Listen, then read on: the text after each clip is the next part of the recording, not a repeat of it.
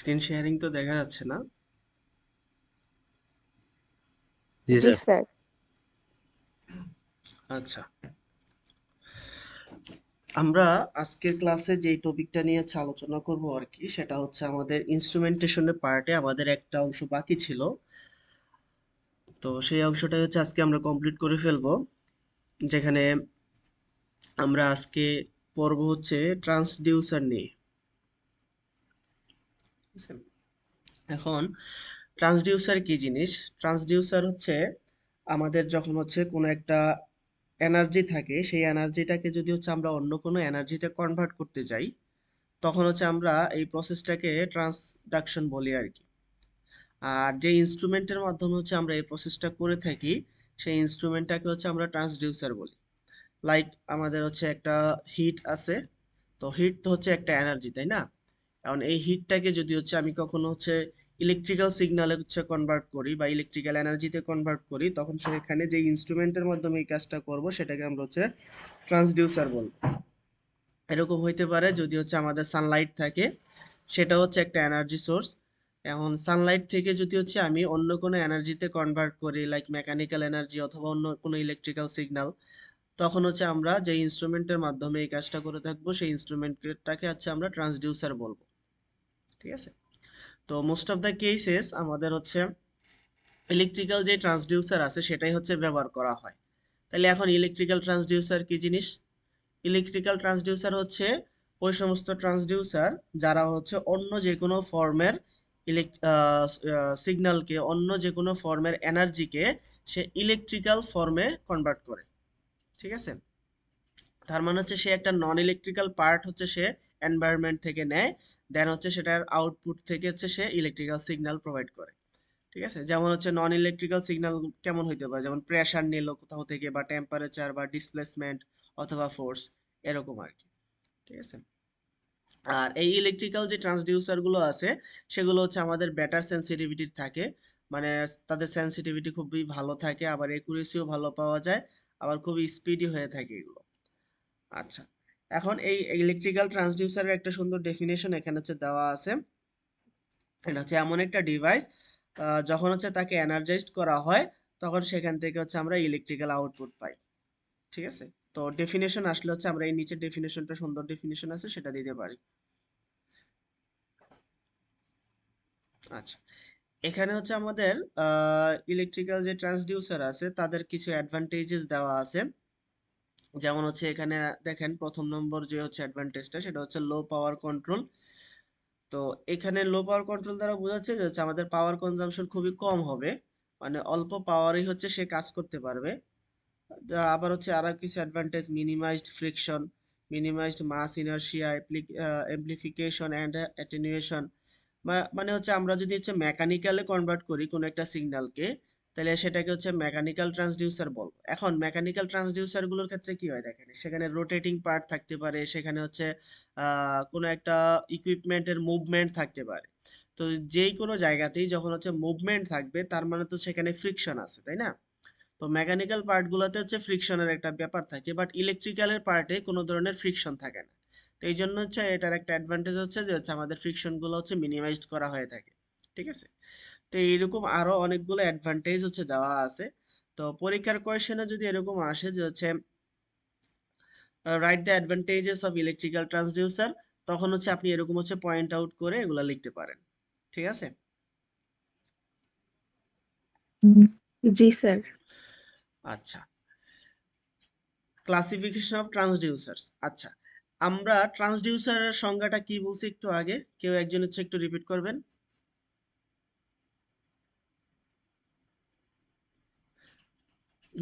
Normal transducer কাকে বলতেছিলাম আমরা?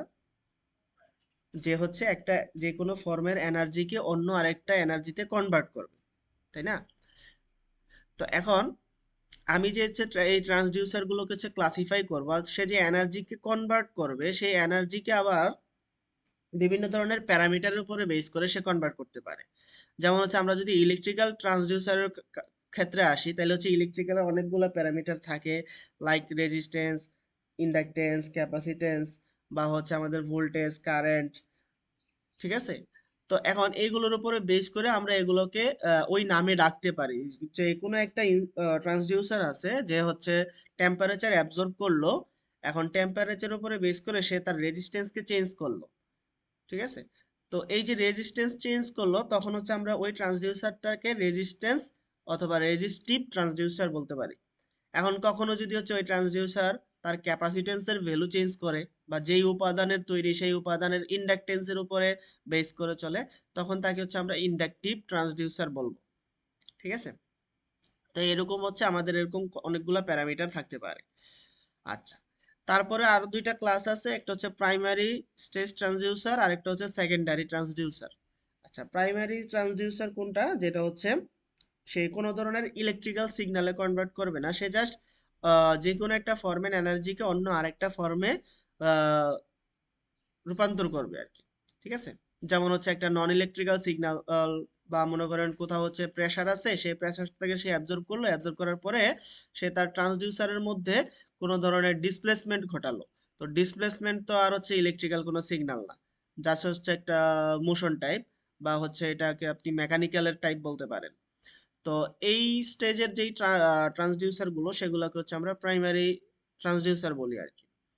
আর সেকেন্ডারি ট্রান্সডিউসার কোনগুলো? যেগুলো হচ্ছে একটা নন ইলেকট্রিক্যালের কোনো পার্ট যদি হচ্ছে থাকে, সেটাকে যদি হচ্ছে আমরা ইলেকট্রিক্যালে কনভার্ট করে ফেলি, তখন সেটাকে হচ্ছে আমরা সেকেন্ডারি ট্রান্সডিউসার বলবো। এখানে একটা এক্সাম্পল দেওয়া আছে, এই যে দেখেন, যদি হচ্ছে আমরা বার্ডন টিউবের ক্ষেত্রে খেয়াল করি, বার্ডন টিউব হচ্ছে একটা ইনস্ট্রুমেন্ট, যে ইনস্ট্রুমেন্টে প্রেসারটা থাকে হচ্ছে আমাদের ইনপুটে, তো যেটা হচ্ছে আমাদের একটা নন ইলেকট্রিক্যাল, আর আউটপুটে পাই হচ্ছে আমরা ডিসপ্লেসমেন্ট, যেটা হচ্ছে মেকানিক্যাল, ঠিক আছে? তো এই মেকানিক্যাল যে ডিসপ্লেসমেন্টটা, সেটা যদি হচ্ছে আমি আরেকটা ট্রান্সডিউসারে সেন্সিং করাই, ঠিক আছে, আরেকটা ট্রান্সডিউসার যেটা হচ্ছে সেকেন্ডারি ট্রান্সডিউসার বলবো, তখন হচ্ছে আমি এই মেকানিক্যাল ডিসপ্লেসমেন্টটা ইনপুট হিসেবে দিলাম, আর আউটপুট হিসেবে যদি হচ্ছে কোনো ধরনের একটা ইলেকট্রিক্যাল সিগন্যাল পাই, লাইক ভোল্টেজ, কারেন্ট, ঠিক আছে? তো তখন হচ্ছে আমি এই দ্বিতীয় যেই হচ্ছে ট্রান্সডিউসারটা, সেটাকে হচ্ছে আমরা সেকেন্ডারি ট্রান্সডিউসার বলতেছি। তাইলে প্রাইমারি ট্রান্সডিউসারের ক্ষেত্রে এখানে কোনো ধরনের ইলেকট্রিক্যাল ফর্ম আউটপুট আসে না, ঠিক আছে? নন ইলেকট্রিক্যাল থেকে নন ইলেকট্রিক্যাল, আর সেকেন্ডারিতে হচ্ছে নন ইলেকট্রিক্যাল থেকে ইলেকট্রিক্যাল সিগন্যাল পাওয়া যায়, ঠিক আছে? আচ্ছা, ক্লাসিফিকেশনের মধ্যে প্রথমটা পড়েছিলাম হচ্ছে আমরা রেজিস্ট্যান্সের উপরে বেস করে তার ক্লাসিফিকেশনটা। তো এখানে আসতেছে হচ্ছে আমাদের রেজিস্টিভ ট্রান্সডিউসার। রেজিস্টিভ ট্রান্সডিউসার, এখন আসেন রেজিস্টিভ ট্রান্সডিউসার কি বলছিলাম, যে কোনো কিছুর উপরে বেস করে সে তার রেজিস্ট্যান্সকে চেঞ্জ করবে, ঠিক আছে? তো আমরা যদি হচ্ছে ডান দিকের এই ইকুয়েশনটার দিকে খেয়াল করি, এখানে দেখেন R is equal to rho L divided by A, এখানে যদি হচ্ছে আমি এল এর মান চেঞ্জ করি, হুম, তাহলে হচ্ছে আমার রেজিস্ট্যান্সের মান চেঞ্জ হয়। এখানে যদি হচ্ছে আমি এ এর মান চেঞ্জ করি, তাহলে এখানে রেজিস্ট্যান্সের মান চেঞ্জ হয়, তাই না? তাইলে এখন কোন একটা ট্রান্সডিউসার হচ্ছে আমি এরকম উপাদান দিয়ে তৈরি করলাম, মনে করলেন সেটা কপারের তৈরি, হ্যাঁ? তো কপারের যে হচ্ছে লেংথ আছে, সেই লেংথ যদি হচ্ছে কখনো চেঞ্জ হয়, তাইলে হচ্ছে তার রেজিস্ট্যান্সের মান বাড়তে পারে। এখন কপারের লেংথ আবার কিভাবে চেঞ্জ হইতে পারে?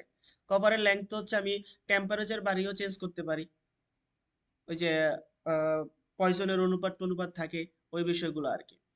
তো লেংথ চেঞ্জ হইতে পারে, তার ক্ষেত্রফল চেঞ্জ হইতে পারে, অথবা এখানে কপারের কি বলে এটা রেজিস্টিভিটি, রো এর ভ্যালুটা সেটাও চেঞ্জ হইতে পারে। তো সেটা চেঞ্জ হইলে আমাদের আর এর মান চেঞ্জ হয়ে যাবে। তো এই যে রেজিস্ট্যান্সের মান চেঞ্জ হইলো, এই কারণে এই কপারের তৈরি যেই ইনস্ট্রুমেন্টটা, তখন আমরা তাকে রেজিস্টিভ ট্রান্সডিউসার বলবো, ঠিক আছে? আচ্ছা, তো এখানে এই রেজিস্টিভ যে ট্রান্সডিউসার গুলো আছে তাদেরকে ভিন্ন ভিন্ন অ্যাপ্লিকেশনে ব্যবহার করা যায়, যেমন হচ্ছে টেম্পারেচার সেন্সিং এর ক্ষেত্রে, বা স্ট্রেইন অথবা ডিসপ্লেসমেন্ট, অথবা ফোর্স বা প্রেসারের ক্ষেত্রেও। আচ্ছা, রেজিস্টিভ ট্রান্সডিউসারের সুন্দর একটা এক্সাম্পল হচ্ছে আমাদের আরটিডি, বা হচ্ছে রেজিস্ট্যান্স টেম্পারেচার ডিটেক্টর, যে হচ্ছে টেম্পারেচার ডিটেক্ট করবে, এই টেম্পারেচার ডিটেক্টের উপরে বেস করে, টেম্পারেচার সেন্সিং এর উপরে বেস করে সে তার রেজিস্ট্যান্সের মান চেঞ্জ করবে, সেটা হচ্ছে আমাদের আরটিডি বা ট্রান্সডিউসার, ঠিক আছে? আচ্ছা, এটাকে হচ্ছে আরেকটা নামে ডাকা হয় রেজিস্ট্যান্স থার্মোমিটার, ঠিক আছে? রেজিস্ট্যান্স থার্মোমিটার নামেও ডাকা হয়। থার্মোমিটার দিয়ে নরমালি আমরা কি করি? জাস্ট হচ্ছে টেম্পারেচার মেজার করি। এখন টেম্পারেচারটা কিভাবে মেজার করি? আমি যদি হচ্ছে থার্মোমিটারটা এই বাল্বটাকে কোনো একটা হট এরিয়ার মধ্যে হচ্ছে বসাই দেই, তখন হচ্ছে সেখান থেকে সে টেম্পারেচার অ্যাবজর্ব করার দ্বারা যে হচ্ছে আমাদের টিউবটা থাকে সেই টিউবের ভিতরে যে হচ্ছে মার্কারি থাকে বা পারদ যেটা থাকে সেটা হচ্ছে প্রসারিত হয়, তাই না? তো ওখানে দাগ কাটা থাকে, স্কেলিং করা থাকে, সেই স্কেলিং কত নাম্বার দাগ পর্যন্ত গেল তার উপরে বেস করে আমরা বলি যে এখানে এই পরিমাণে টেম্পারেচার আছে। তো সেটা ছিল নর্মাল থার্মোমিটার, যেখানে হচ্ছে টেম্পারেচার অ্যাবজর্ব করে আহ, যে উপাদানটা ছিল মার্কারি সে তার ডিসপ্লেসমেন্ট ঘটাইছে বা হচ্ছে সে এক্সপানশন ঘটাইছে, ঠিক আছে? তো সেটা ছিল একটা মেকানিক্যাল প্রসেস, যে টেম্পারেচার চেঞ্জ করে তার এক্সপানশন ঘটাইছে। কিন্তু আমি যদি বলি টেম্পারেচার চেঞ্জ করবে ঠিক, বাট কোনো একটা উপাদানের তার রেজিস্ট্যান্স চেঞ্জ করবে, তখন সেটাকে আমরা বলবো হচ্ছে রেজিস্টিভ ট্রান্সডিউসার, বা একইভাবে এটাকে হচ্ছে আমরা রেজিস্ট্যান্স থার্মোমিটারও বলতে পারি, ঠিক আছে? আচ্ছা,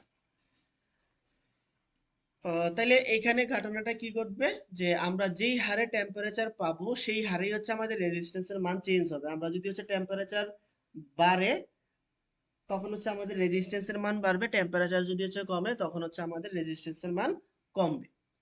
আচ্ছা, এখানে আরেকটা বিষয় আছে যে হচ্ছে positive temperature coefficient. Positive coefficient আর হচ্ছে নেগেটিভ কোএফিসিয়েন্ট, দুইটার মধ্যে তফাৎ হচ্ছে একটা আরেকটার উল্টা। পজিটিভ হচ্ছে আমরা যদি হচ্ছে টেম্পারেচার বাড়াই তাহলে হচ্ছে রেজিস্টিভিটির মান বাড়বে, টেম্পারেচার কমালে রেজিস্ট্যান্সের মান কমবে, সেটা হচ্ছে পজিটিভ কোএফিসিয়েন্ট বা পজিটিভ ইফেক্ট। আর নেগেটিভ ইফেক্ট বা নেগেটিভ কোএফিসিয়েন্ট হচ্ছে যদি হচ্ছে আমরা টেম্পারেচারের মান বাড়াই তাহলে আমাদের রেজিস্ট্যান্সের মান কমে যাবে, আর টেম্পারেচার কমে গেলে রেজিস্ট্যান্সের মান বেড়ে যাবে। তো আমাদের আরটিডি যেটা আছে সেই আরটিডির ক্ষেত্রে হচ্ছে আমাদের এই পজিটিভ টেম্পারেচার কোএফিসিয়েন্টটা হচ্ছে কাজ করে, অর্থাৎ টেম্পারেচার বাড়ানোর সাথে সাথে তার রেজিস্ট্যান্সের মান বেড়ে যায়।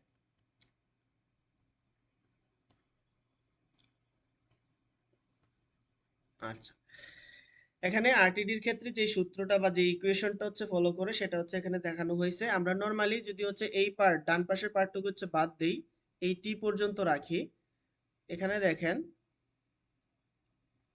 এই যে R is equal to R naught into one plus alpha into T, এই পর্যন্ত একটা সূত্র আমরা ইন্টারমিডিয়েটের ক্লাসেও পড়েছিলাম।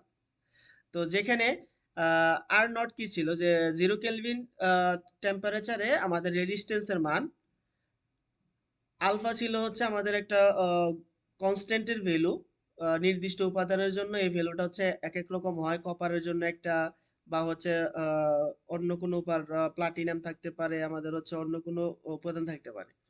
তো এগুলোর জন্য এক একটার জন্য এক এক ভ্যালু। তো এখন এই টি কি ছিল, টি ছিল হচ্ছে আমাদের টেম্পারেচারের পার্থক্য, মানে হচ্ছে আমি যদি হচ্ছে 0 ডিগ্রি 0 কেলভিন থেকে আমি যদি হচ্ছে কখনো টেম্পারেচারকে মনে করেন 10 কেলভিন করে দিলাম, তাহলে এখানে টেম্পারেচার পার্থক্য হয়ে গেল হচ্ছে 10, এই 10 এর ভ্যালুটা হচ্ছে টি। আর আমি যে হচ্ছে পরবর্তী 10 যখন হচ্ছে কেলভিন হইলো তখন তার রেজিস্ট্যান্সের মান কত সেটা হচ্ছে আমাদের আর, ঠিক আছে? এই একটা রিলেশন।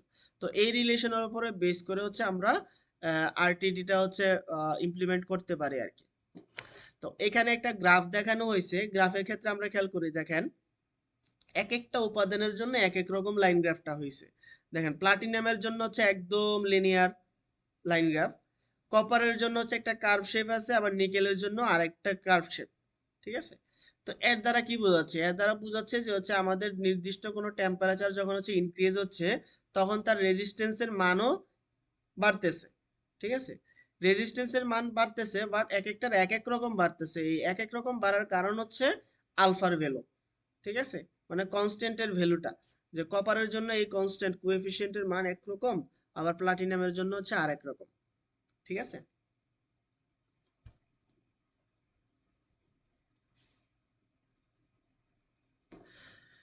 আচ্ছা, এখানে আরটিডি হিসেবে আমরা কেমন ধরনের মেটালস ইউজ করতে পারি তার একটা টেবিল হচ্ছে এখানে দেওয়া, যে আমাদের যে কোএফিসিয়েন্টের মানগুলা সেই মানগুলো হচ্ছে একটা দেখা যাচ্ছে যে হচ্ছে সবচাইতে বেশি মান হচ্ছে আমাদের নিকেলের জন্য। তাইলে আমরা গ্রাফটাতেও যদি খেয়াল করি, দেখেন নিকেলের জন্য কিন্তু অল্প একটু চেঞ্জের জন্য খুব বেশি পরিমাণে রেজিস্ট্যান্সের পার্থক্য পাওয়া যাচ্ছে, ঠিক আছে? যেমন আমি যদি হচ্ছে 200 ডিগ্রি কেলভিনে যাই, সরি 200 ডিগ্রি সেলসিয়াসে যাই এখানে, তাহলে তার ভ্যালুটা হচ্ছে এখানে কত 1.4 আসে, কপারের জন্য আসে হচ্ছে 1.7, আর এইদিকে আসলে নিকেলের জন্য চলে আসে প্রায় 3.8। ঠিক আছে, খুবই হাই ভ্যালু। আচ্ছা, এখানে আরেকটা কলাম আছে যেটা হচ্ছে টেম্পারেচার রেঞ্জ, অর্থাৎ কত ডিগ্রি থেকে কত ডিগ্রি পর্যন্ত হচ্ছে সে মেজার করতে পারবে। আর সেখানে মেল্টিং পয়েন্ট দেখানো হয়েছে কপারের আর নিকেলের মেল্টিং পয়েন্ট গুলা, মানে প্রত্যেকটা উপাদানের মেল্টিং পয়েন্ট যে কতটুকু গেলে সে গলে যাবে আর কি। আচ্ছা, তাইলে একটা আরটিডির জন্য আমাদের ডিজায়ারেবল কিছু ক্যারেক্টারিস্টিক্স আছে। যেমন আরটিডি দিয়ে আমরা মেজার কি করতে চাই, যে আমরা বলতেছি টেম্পারেচার সে সেন্স করবে, এবং সেটা আমরা বুঝবো তার রেজিস্ট্যান্স চেঞ্জের উপরে বেস করে, তাই না? এখন আমি যদি বলি কোনো একটা টেম্পারেচার সে সেন্স করলো, তার সাথে সাথে তার রেজিস্ট্যান্স যে হচ্ছে পরিবর্তন করবে সেই লেভেলটা যদি খুবই হাই হয়, বা সেটা যদি হচ্ছে খুব ভালো সেন্স করতে পারে, তখন আমরা হচ্ছে ওই আরটিডিটাকে ভালো বলবো, বা ওই ইনস্ট্রুমেন্ট, ওই মেটাল দিয়ে, যেই মেটাল দিয়ে হচ্ছে আমি আরটিডিটা রেডি করব, ওই মেটালটা হচ্ছে বেটার। তাইলে আমরা চাচ্ছি হচ্ছে পার ইউনিট চেঞ্জে টেম্পারেচারে যদি হচ্ছে আমাদের রেজিস্ট্যান্সটা খুব ভালো চেঞ্জ হয়, ঠিক আছে, বা খুব লার্জ পরিমাণে, অ্যাজ লার্জ অ্যাজ পসিবল, খুব লার্জ পরিমাণে যদি হচ্ছে চেঞ্জ হয় তাহলে হচ্ছে সেটা ভালো। আবার যদি হচ্ছে হাই সেন্সিটিভিটি হয় সেটাও ভালো। আবার যদি হচ্ছে আমাদের যদি রেজিস্ট্যান্সের ভ্যালুটা খুবই ভালো, হাই হয়, হ্যাঁ, রেজিস্ট্যান্সের ভ্যালু যদি খুবই হাই হয় তখন হচ্ছে আমরা অল্প ভলিউমের মেটাল নিলেও হচ্ছে আমাদের চলে। যেমন আমি একটা আরটিডি রেডি করতে চাচ্ছি, তৈরি করতে চাচ্ছি এখন, এমন একটা আরটিডি তৈরি করলাম যেটা অল্প একটু রেজিস্ট্যান্স চেঞ্জের, সরি, অল্প একটু টেম্পারেচার চেঞ্জের কারণে সে তার রেজিস্ট্যান্স চেঞ্জ করলো মাত্র হচ্ছে 2 ওহম। ঠিক আছে, তো তার জন্য দেখা গেছে আমি যদি হচ্ছে 100 ওহম পর্যন্ত হচ্ছে চেঞ্জ, এরকম কোন একটা ইনস্ট্রুমেন্ট তৈরি করতে যাই, তখন দেখা যাবে অনেক লার্জ বড় ধরনের একটা আর্টারি আমাকে বানাইতে হবে, মানে অনেক বেশি ম্যাটেরিয়াল প্রয়োজন হবে।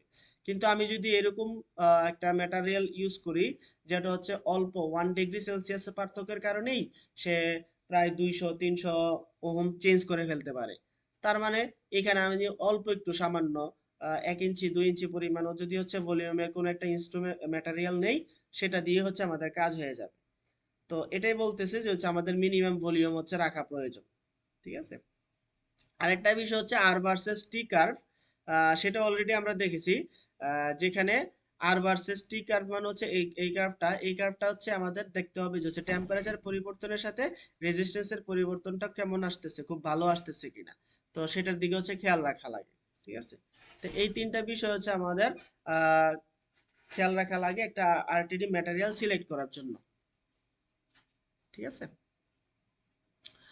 আচ্ছা, এখানে আরো কিছু কি পয়েন্ট দেওয়া আছে প্রত্যেকটা আলাদা আলাদা ম্যাটেরিয়ালের জন্য, তারা কোথায় কোথায় ইউজ হয়, আর তাদের মোটামুটি মেইন ক্যারেক্টারিস্টিক্স প্লাস হচ্ছে তাদের অ্যাপ্লিকেশন গুলা কি কি, এইগুলো হচ্ছে একটা কম্পারিজন টেবিল আকারে দেওয়া আছে। আপনাদেরকে যদি হচ্ছে এরকম বলে যে হচ্ছে কিছু আরটিডির জন্য ম্যাটেরিয়াল সিলেক্ট করো যাদের হচ্ছে ক্যারেক্টারিস্টিক্স তুমি আলাদা করে ডিফাইন করবা, তখন আপনি শুধুমাত্র ওই ম্যাটেরিয়ালগুলোর নাম আর হচ্ছে আমাদের এই ক্যারেক্টারিস্টিক কলাম যেটা আছে সেই কলামটা নিয়ে লিখলেই হবে। আবার যদি হচ্ছে অ্যাপ্লিকেশন নিয়ে লিখা আসে তখন হচ্ছে এই কলামের এটা লিখলেই হবে। ঠিক আছে, এখান থেকে হয়তো থিওরিটিক্যালের জাস্ট 1 মার্ক 2 মার্কের প্রশ্ন থাকতে পারে আর কি।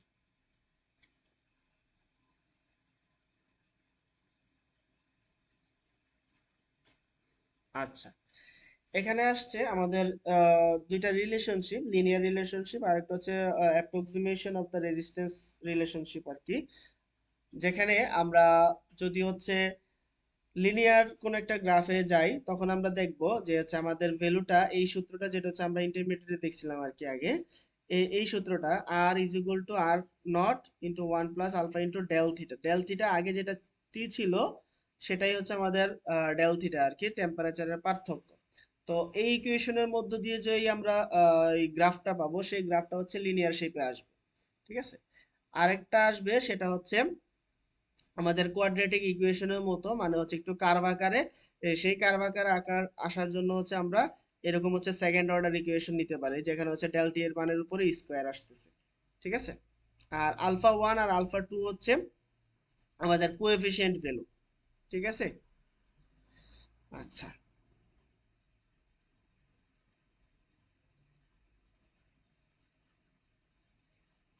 এখানে আসতেছে হচ্ছে আমাদের মেজারমেন্ট অফ আরটিডি রেজিস্ট্যান্স। আচ্ছা, আরটিডি রেজিস্ট্যান্স মেজার করার ক্ষেত্রে আমরা একটা প্রিন্সিপাল ফলো করি, সেটা হচ্ছে হুইস্টন ব্রিজ।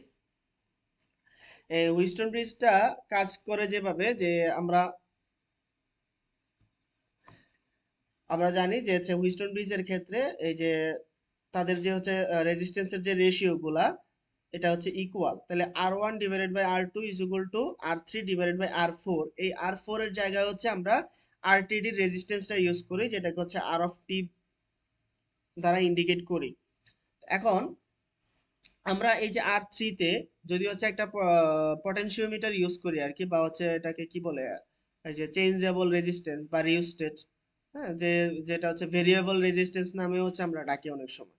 ঠিক আছে, তাহলে এই রেজিস্ট্যান্সের মান যদি চেঞ্জ করি, R1 আর R2 এর মান যদি হচ্ছে ফিক্সড থাকে, তাহলে আমাদের এখানকার রেজিস্ট্যান্স চেঞ্জ হবে, তাই না? কেন? হুইস্টন ব্রিজের ব্যালেন্স করার জন্য, হুইস্টন ব্রিজের সাম্যতা বজায় রাখার জন্য। তো এখন এই R3 যেটা আছে, এই যে ভেরিয়েবল রেজিস্ট্যান্সটা, এই ভেরিয়েবল রেজিস্ট্যান্সটা যে চেঞ্জ হবে, সেটা চেঞ্জ হবে হচ্ছে আমাদের টেম্পারেচার সেন্সিং এর উপরে বেস করে। এখন এনভায়রনমেন্ট থেকে হচ্ছে সে টেম্পারেচার নিবে, টেম্পারেচার সেন্স করার পরে সে তার রেজিস্ট্যান্সের ভ্যালু চেঞ্জ করলো। এখন সেই রেজিস্ট্যান্সের ভ্যালু যদি চেঞ্জ হয়, তাহলে আমাদের এখানে আরটিডির যে রেজিস্ট্যান্স সেই ভ্যালুটা হচ্ছে চেঞ্জ হবে। এখন আরটিডির ভ্যালুটা যে চেঞ্জ হইলো, সেই চেঞ্জটা হচ্ছে আমরা মিটারের মধ্যে দেখি। মিটারের মধ্যে দেখে তখন হচ্ছে আমরা ইন্ডিকেট করি যে হচ্ছে এখানে এই পরিমাণের টেম্পারেচার চেঞ্জ হয়েছে। মানে একদিকে হচ্ছে রেজিস্ট্যান্স চেঞ্জ হচ্ছে, বাট আমরা সর্বশেষ বলতে পারতেছি যে হচ্ছে আমাদের টেম্পারেচার সেন্সিং হয়েছে, এবং টেম্পারেচার কতটুকু চেঞ্জ হয়েছে সেটা বলতে পারি। ঠিক আছে, তো এই আরটিডি গুলা মূলত এই হুইস্টন ব্রিজটা হচ্ছে এখানে ইন্ডিকেট করে কাজ করে আর কি। ঠিক আছে, আচ্ছা, এখানে আরেকটা কথা আছে, যেখানে হচ্ছে R3টা হচ্ছে আমাদের ক্যালিব্রেটেড করা হয় টেম্পারেচারের সাথে ডিরেক্টলি। মানে হচ্ছে এই যে যেটা বলতেছিলাম, আমাদের টেম্পারেচার যদি হচ্ছে সে পায়, তখন সে হচ্ছে তার রেজিস্ট্যান্সের মান চেঞ্জ করে। ঠিক আছে, এখান থেকে প্রশ্ন আসলে কোনো ধরনের ম্যাথ আসবে না, বাট আপনাকে হয়তো এরকম বলতে পারে, explain the measurement system of RTD resistance. তখন হচ্ছে আপনি এই গ্রাফটা, এই ডায়াগ্রামটা ড্র করে ইকুয়েশনটা দিয়ে একটু এক্সপ্লেইন করলেন আর কি। আচ্ছা, এখানে আরটিডির অনেকগুলো অ্যাপ্লিকেশন দেওয়া আছে। অ্যাপ্লিকেশন নিয়ে হচ্ছে আমরা আগেও বলছি। নর্মাল কেসের অ্যাপ্লিকেশন গুলো হচ্ছে আপনারা একটু পড়ে নেবেন, যে হচ্ছে আমরা কোথায় কোথায় এই আরটিডি গুলো হচ্ছে ব্যবহার করতে পারি। ঠিক আছে, আচ্ছা, তাহলে এই আরটিডি পর্যন্ত এখানে কারো কোনো কোশ্চেন আছে?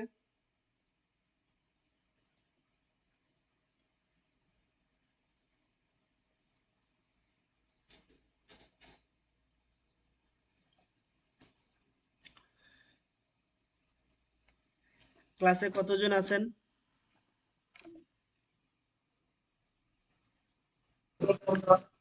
স্যার 25 জন আছি আমরা। 25 জন আছেন। এই আরটিডি নিয়ে আপনাদের কারো কোনো কোশ্চেন আছে?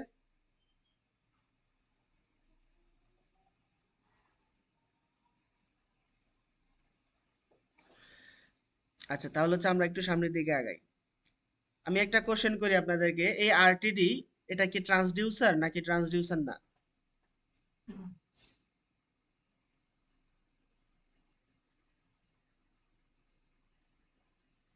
আনসার করেন যে কোনো একজন।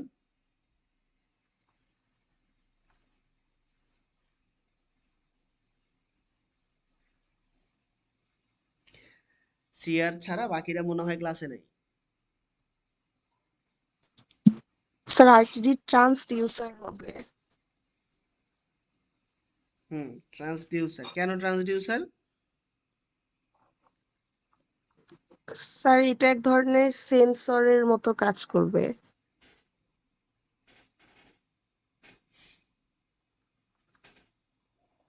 আচ্ছা,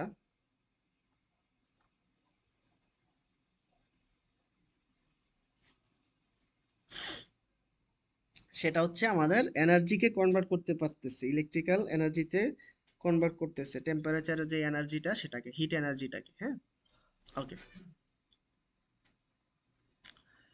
এবার আসি হচ্ছে আমরা থার্মিস্টরে।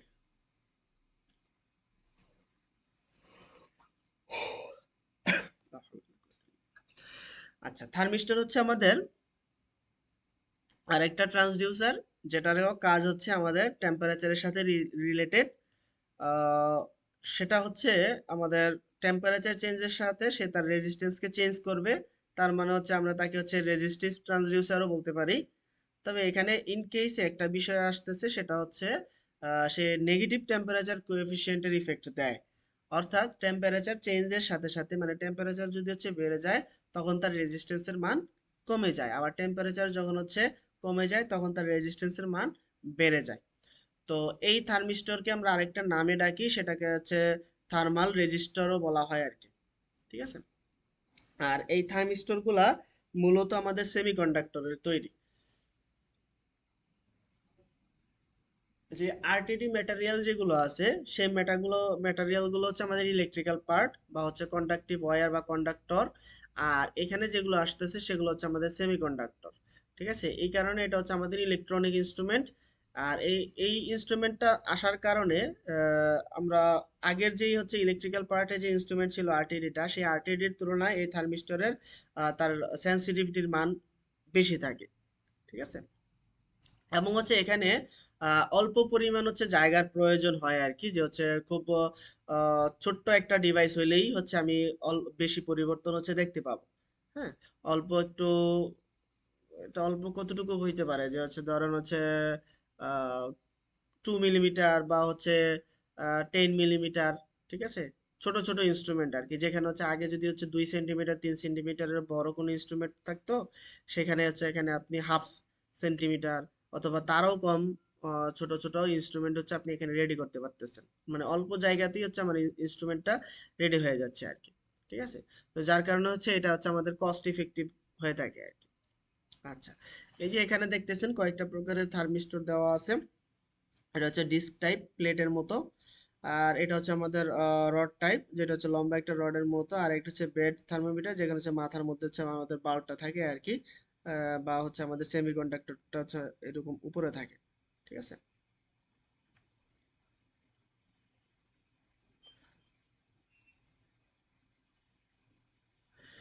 আচ্ছা, এখানে হচ্ছে আমাদের থার্মিস্টরের একটা মেজারমেন্ট প্রসেস দেখানো হয়েছে, যে হচ্ছে কিভাবে মেজার করে।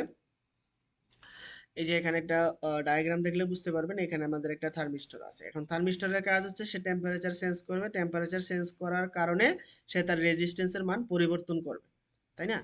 এখন আমি যদি এই সার্কিটটা পুরোটা ইমপ্লিমেন্ট করি এবং এখানে একটা এমিটার দিয়ে দেই, ঠিক আছে?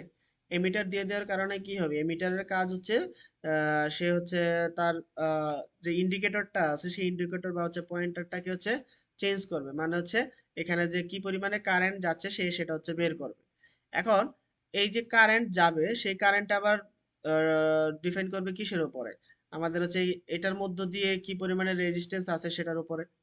এখন আমি যদি এখানে এই উপর থেকে হচ্ছে আমাদের টেম্পারেচার বা হচ্ছে হিট দেই, তো টেম্পারেচার দেওয়ার কারণে এখানকার রেজিস্ট্যান্সের মান কমে যাবে। রেজিস্ট্যান্সের মান যদি কমে যায় তাহলে এখানে কারেন্টের মানটা বেড়ে যাবে বা হচ্ছে চেঞ্জ হবে, তাই না? তাহলে এখানে রেজিস্ট্যান্স চেঞ্জ হচ্ছে হচ্ছে টেম্পারেচারের কারণে।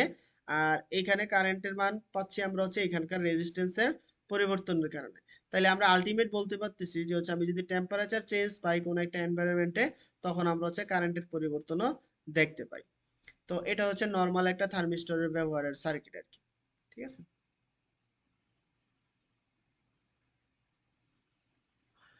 আচ্ছা,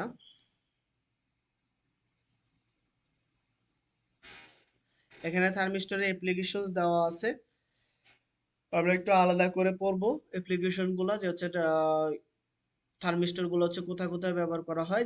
মূলত হচ্ছে এখানে অল্প রেঞ্জের কোনো টেম্পারেচার চেঞ্জের যখন হচ্ছে ইনস্ট্রুমেন্ট রেডি করা লাগে তখন হচ্ছে আমরা ব্যবহার করি। আর এটা হচ্ছে খুব প্রিসাইসলি কাজ করে, যার কারণে হচ্ছে আমরা ইন্ডাস্ট্রি লেভেলে এই থার্মিস্টর গুলো হচ্ছে ব্যবহার করে থাকি আর কি। ঠিক আছে। আচ্ছা, এখানে আদার্স অ্যাপ্লিকেশনও আছে, সেটা হচ্ছে মেজারমেন্ট অফ ফ্লো, তারপরে প্রোভাইডিং টাইম ডিলে।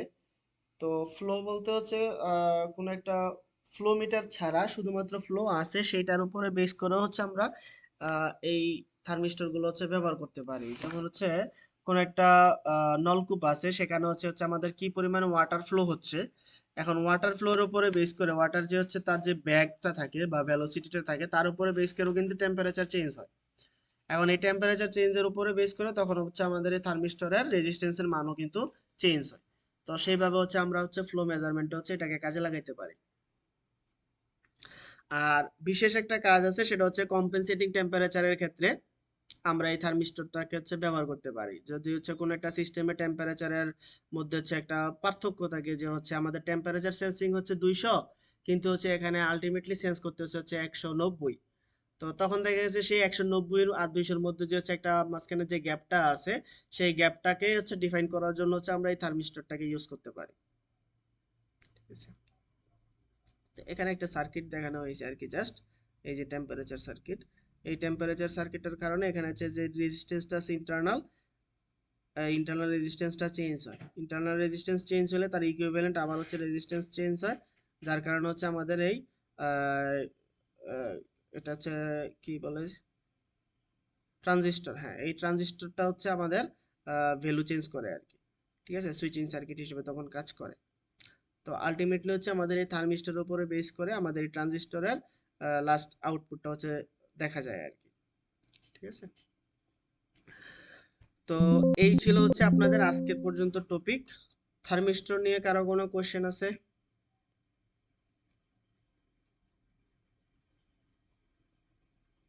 না স্যার। আচ্ছা, তাইলে হচ্ছে আমরা আজকে ইনস্ট্রুমেন্টের পার্টে লাস্ট টপিকে কি কি শিখলাম? ট্রান্সডিউসার সম্পর্কে শিখলাম, ইলেকট্রিক্যাল ট্রান্সডিউসার সম্পর্কে শিখলাম, তারপর হচ্ছে এখানে অ্যাডভান্টেজ গুলো হচ্ছে দেখলাম, classification of transducer, primary secondary, তারপরে দেখলাম হচ্ছে দুইটা টাইপের ট্রান্সডিউসার, একটা হচ্ছে রেজিস্টিভ ট্রান্সডিউসার, আচ্ছা না, দুইটা টাইপ না, একটা টাইপই রেজিস্টিভ। রেজিস্টিভের হচ্ছে দুইটা এক্সাম্পল দেখছি, সেটা হচ্ছে একটা আরটিডি আর একটা হচ্ছে আমাদের থার্মিস্টর। ঠিক আছে, দুইটাই কিন্তু রেজিস্টিভ ট্রান্সডিউসার। ঠিক আছে, আচ্ছা, তাহলে মোটামুটি ইনস্ট্রুমেন্টেশনের পার্ট আমাদের এই পর্যন্তই থাকবে, এই স্লাইডগুলো পর্যন্তই। এখন আজকের স্লাইডটাতে একটু সুন্দর মডিফিকেশন আনা হয়েছে আর কি, এটা মূলত হচ্ছে আমাদের আতিক স্যারের স্লাইড। তো আমি চেষ্টা করব আপনাদেরকে এই স্যারের স্লাইডগুলো দেওয়ার জন্য। কন্টেন্ট সেমই আছে আমাদের, শুধুমাত্র আহ, কিছু বোঝার সুবিধার্থে একটা লাইন দুইটা লাইন হচ্ছে একটু মানে বেশি লেখা হয়েছে আর কি। ঠিক আছে, তো আপনারা যদি চান আমি হচ্ছে আপনাদেরকে হচ্ছে এই স্লাইডগুলো হচ্ছে প্রোভাইড করে দিব। ঠিক আছে, জি স্যার, আমাদের গ্রুপে দিয়ে দিয়েন। হ্যাঁ এই স্লাইডগুলোও দিয়ে দিব, সাথে ওই হোয়াইট স্লাইড যেগুলো মানে জাস্ট হোয়াইট, ওইগুলো তো আছেই। ঠিক আছে, জি স্যার। আচ্ছা ঠিক আছে। এখন আপনাদের ফার্স্ট কুইজ হয়ে গেছে, সেকেন্ড কুইজের ডেট কবে হইতে পারে?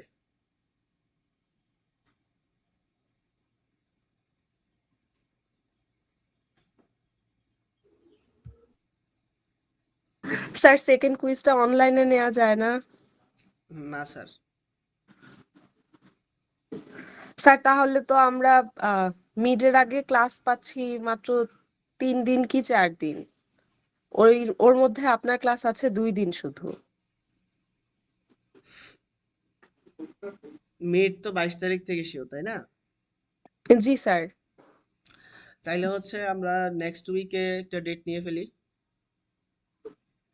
স্যার, আমি আপনাকে ডেটটা জানিয়ে দিবনি।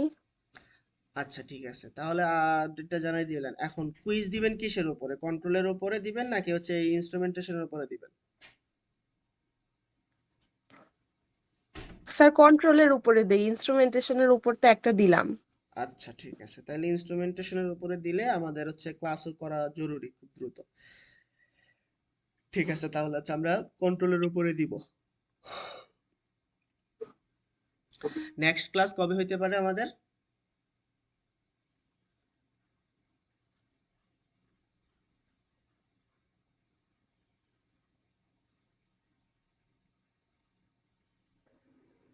বৃহস্পতিবার না? স্যার, বৃহস্পতিবারে আপনার সাথে আবার ক্লাস। হ্যাঁ, তাহলে কি আমরা বৃহস্পতিবার করব নাকি একটু আগে করব? বৃহস্পতিবার দিন তো আবার নির্বাচনের দিন।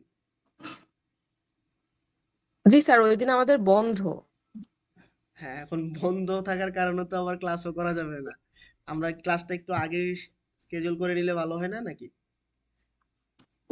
স্যার সমস্যা নাই, আমরা ক্লাস শিডিউল করতে পারবো। অ্যাটেন্ড করতে পারলেন, বাট নির্বাচনের সময়টা তো সবাই হচ্ছে ব্যস্ত থাকবে। অনেকেই ব্যস্ত থাকবে আর কি, যারা হচ্ছে রাজনীতি করে। জি স্যার। আমরা মনে স্যার হয় এটা একটু এরপরে আগে নিতে পারি। শনিবারেও ক্লাস আছে আপনার সাথে। জি। শনিবারেও আপনার সাথে ক্লাস আছে হ্যাঁ, 14 শনিবার তো তারিখে। ফিজিক্যাল ক্লাসই হবে ইনশাল্লাহ, সমস্যা নেই। স্যার তাছাড়া শুধুমাত্র কালকে আমাদের আর কি ক্লাস করার সুযোগ আছে, কালকে বা শুক্রবারে। আহ, কালকে হচ্ছে আমাদের সোমবার। হ্যাঁ, মঙ্গলবার কি হচ্ছে আপনাদের নেওয়া যায় না ক্লাসটা? স্যার নেওয়া যায়, সমস্যা নেই। অনলাইনেই তো নাকি? হ্যাঁ না, স্যার। আমি চাচ্ছি হচ্ছে একদম ডিরেক্ট বৃহস্পতিবার না নিতে, কারণ হচ্ছে ডিরেক্ট বৃহস্পতিবার তো হচ্ছে একদমই মানে কি বলে, ডিরেক্ট হচ্ছে ভোটের দিন। তো সেদিন একটু সমস্যা হয়ে যাবে আর কি। স্যার কালকে তাহলে ক্লাসটা অ্যারেঞ্জ করে ফেলি। কালকে, হ্যাঁ তাও করা যায়। জি স্যার, এটাই ভালো হয় আমাদের জন্য। ঠিক আছে তাহলে। তাহলে একটা টাইম দিব না, রাতে আমাকে একটু নক দিয়েন, তাইলে হচ্ছে একটা টাইম সিলেক্ট করবো, দিব না, ঠিক আছে? আচ্ছা আচ্ছা, ঠিক আছে স্যার। আচ্ছা ঠিক আছে। ঠিক আছে তাহলে, আজকের ক্লাসের কারো কোনো কোশ্চেন যদি না থাকে আর কি, তাহলে আচ্ছা আপনারা আপনাদের আইডি গুলো হচ্ছে কমেন্ট বক্সে দিয়ে দেন অ্যাটেন্ডেন্স হিসেবে, দিয়ে হচ্ছে আপনারা লিভ নিতে পারেন আস্তে আস্তে।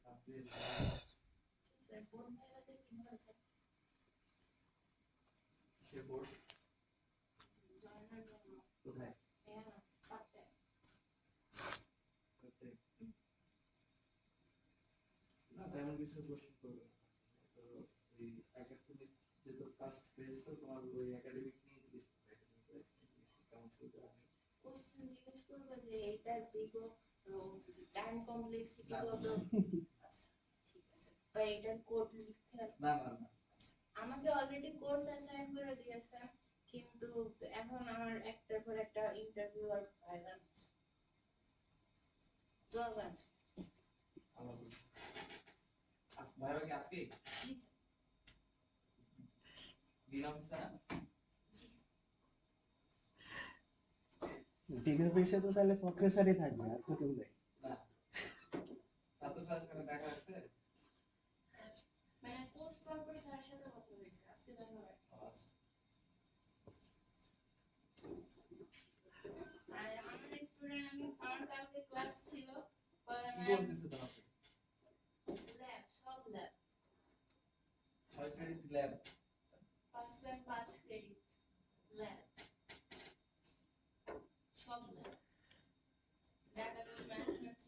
ঠিক আছে, সবার অ্যাটেন্ডেন্স দেওয়া হয়ে গেলে আমরা হচ্ছে এখন হচ্ছে ক্লাসটা ক্লোজ করি, ঠিক আছে? আসসালামু আলাইকুম।